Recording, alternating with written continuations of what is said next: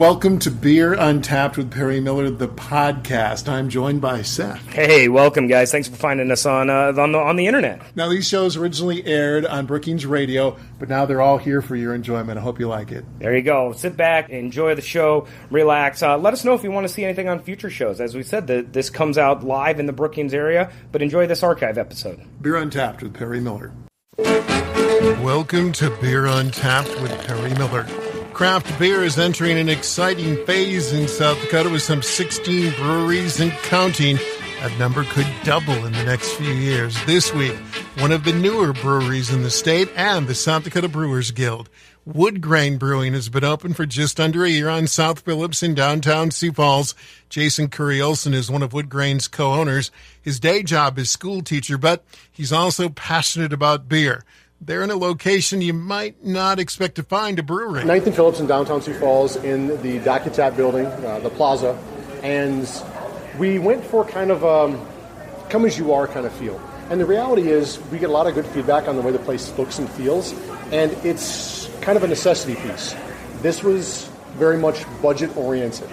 If we were to add a cool drop ceiling or any of that stuff, we had to move all of the sprinklers, and that adds thousands and thousands of dollars. But one of the things that we're really happy with is the way it all came together. The copper pipe above the taps, the way the brewery behind us kind of complements the pipes that are exposed here.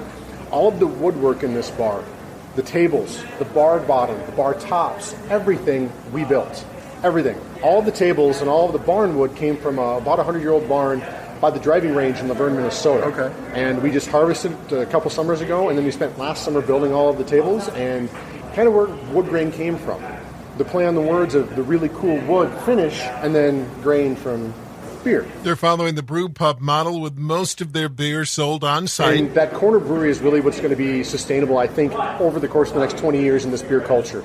The beer culture is exploding across the country so fast that the competition for that shelf space on the store shelves is really, really high.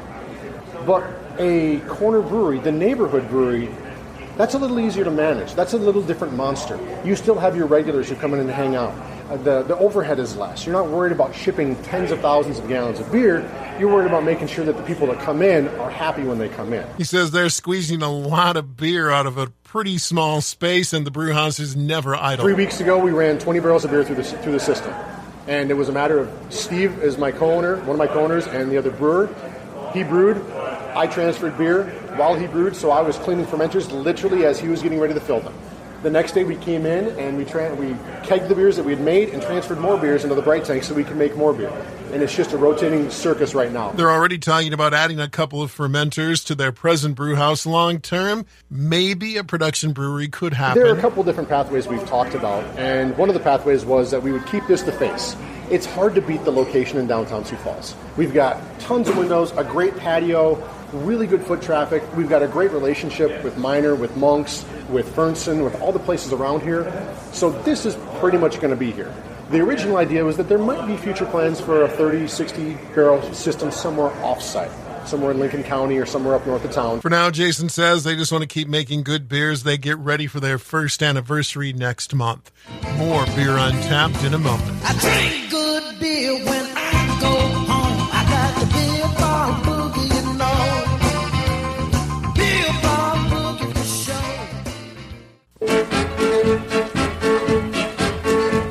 Welcome back to Beer Untapped with Perry Miller. The South Dakota Brewers Guild is really just getting started. Seth Cook of Wooden Legs Brewing in Brookings says they recently held an informal meeting in Rapid City. All of the brewers active in planning decided to get together to meet and to greet, to kind of discuss the future forward of the industry.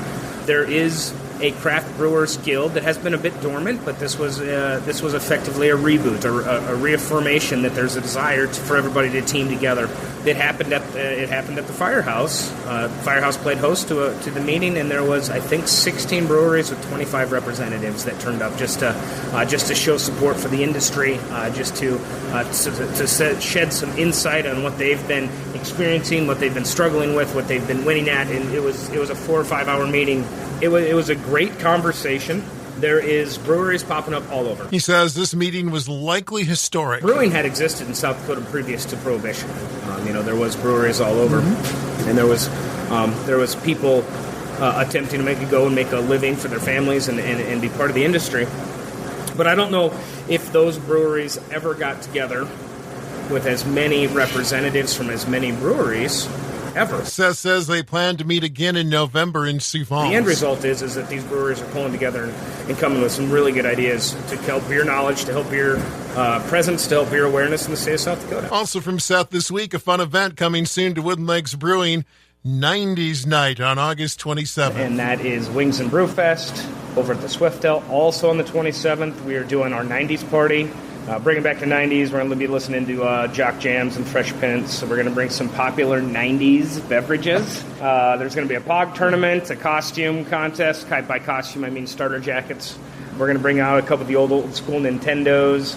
It's going to be good. It's going to be good. It sounds rad. rad. That's right. Also today, let's check in with Drew at Brookings Liquor Store and some great new beers on tap. From Fernston, it's their Berliner Weiss, 18 cents an ounce. It's tart yet refreshing and easily drinkable. It finishes and it begs you to take another drink. The next one I have is from Grain Belt. It's Grain Belt Blue, 14 cents an ounce. This one has been extremely popular for us. It's quite sweet, just enough tartness to balance it out. Grain Belt Blue is pretty straightforward. It's a blueberry flavored Grain Belt, and people are going nuts for it. Next, Surly Todd the Axeman, 20 cents an ounce. This is another beer that's going to sell out quickly. It was kegged less than a month ago, so it's pretty fresh, which is how Todd should be enjoyed. This is one of the best IPAs out there, and we're selling it for a bargain of a price. New packaged beer to try includes Extra Citra from Surly, the excellent 30th anniversary Keller Pils from Summit, love that one, Brow Brothers Rubus Black, and New Holland Dragon's Milk Special Reserve with raspberry and lemon.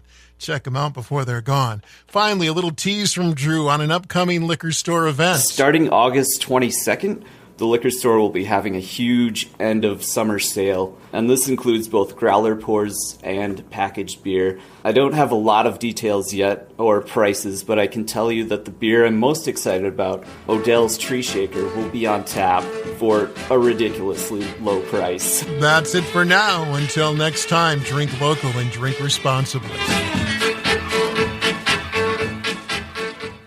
Thank you for listening to this archived edition of Beer Untapped with Perry Miller. Feel free to listen to other episodes, and if there's anything you'd like us to talk about on a future show, please let us know. Thanks again.